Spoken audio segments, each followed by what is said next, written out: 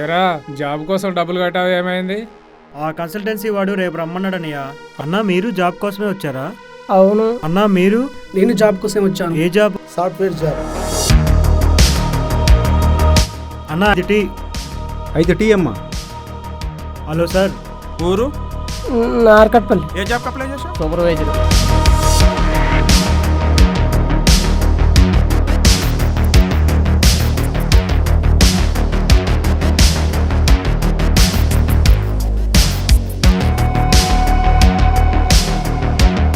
త్వరలో పట్టుకుంటాం, మీకు న్యాయం చేస్తాం. వీడియో జర్నలిస్ట్ గోవింద్ రెడ్డితో రిపోర్టర్ యాదగిరి నల్లగొండ.